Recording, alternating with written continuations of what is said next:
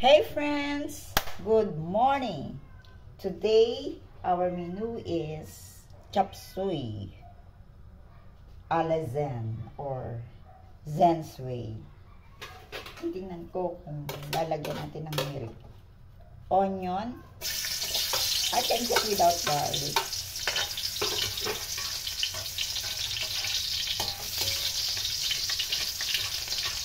Parang masyado maraming mantika kasi i-remove natin. Let's remove some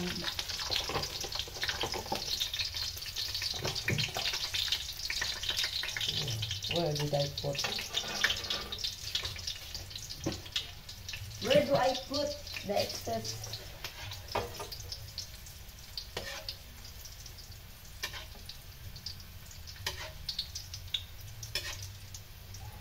Next, chicken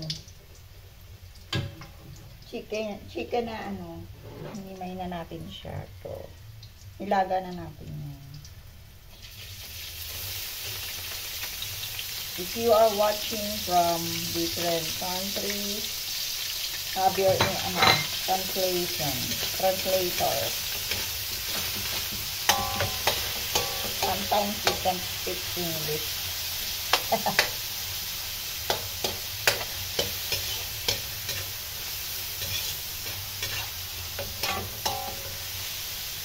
Let's put fish sauce just a little bit. Kasi too much salt is bad for the health. Alam niyo ba ang pork ang ginagawa ng salt at saka ng sugar sa ating blood? They make our blood thick. Daw minsan makulit tayo, kinakain natin yung maalat at matamis. Next, inuuna ko yung matagal na luto. Para feeling ko matagal na luto yun. Ito kasi, ayaw namin ng dito. We don't want yung half cook. Gusto namin well done yung luto. Kasi luto, hindi siya half cook.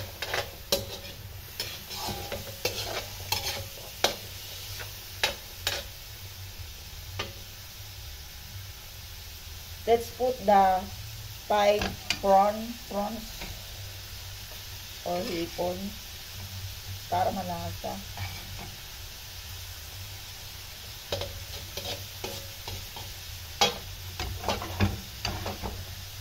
I cook the non-traditional or traditional way. Sometimes I invent. I'm an inventor. Inventress. Pag babae, pag female, inventress. Dress. Next.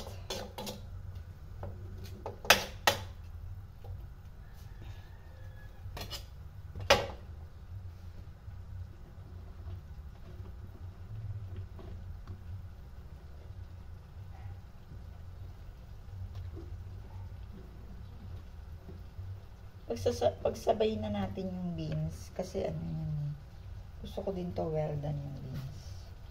The beans.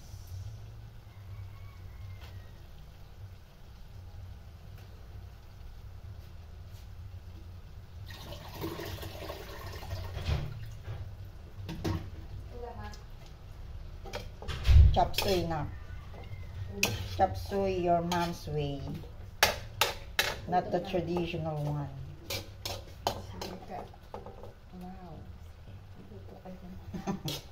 Yes, manager. Tombots na ikaw. Di ba mag-exercise? Wala kang lakas. Eh, di ba mas masamang gumagalaw kung busog? What do you think? Which is the proper way of exercising? After eating or before eating? Just a question. You can comment, my dear friends.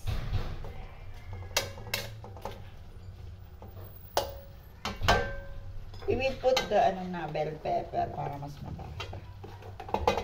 Parang marami.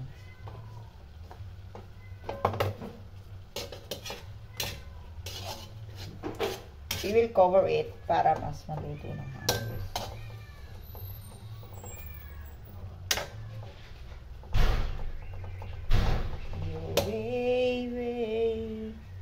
And then after that, we will put the cauliflower, this one, and the cabbage or repolyo in Tagalog.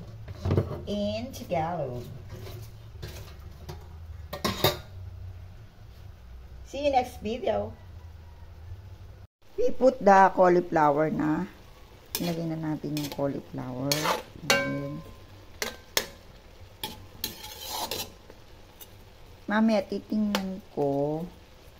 I'll see if kung okay yung taste.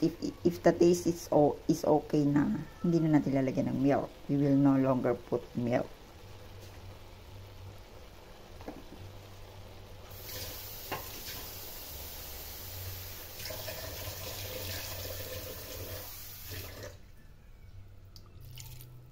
Kailangan natin lagyan ng baka matuyo ang sabaw. And then, so pinakita lang natin na nilagay na natin yung cauliflower. Next is the, sabay na natin. Sabay na natin kasi halos madali lang din magluto sa araw na to. We want marami kasi sometimes I cook a lot kasi may nangihingi or may gusto tayo bigyan.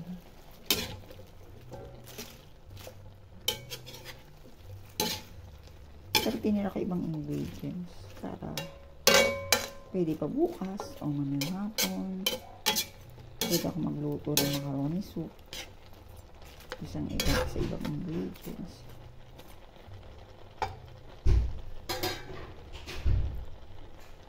We need evaporada. Evap for the chop suey. Pero ang nabuksan natin is condensed. Well, hindi naman masasayang yan kasi pwede na dilagay sa coffee. Ito naman, ito yung kailangan talaga natin. So, bubuksan na natin yan para lalagay na natin sa ating chop suey. Next time, magbasa po. Please read.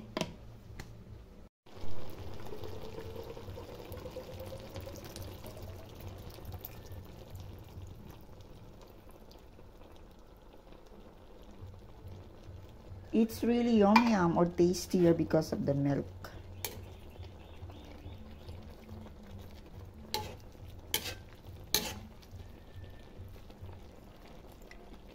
Sa iba pwede na yan. Pwede na yan hanguin o tanggalin sa apoy.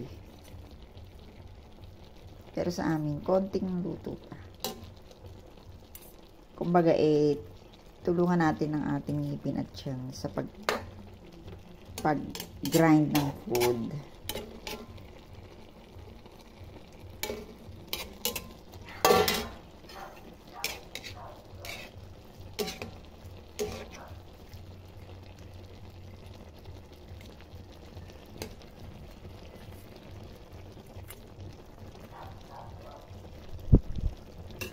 Tingnan natin kung okay yung alat.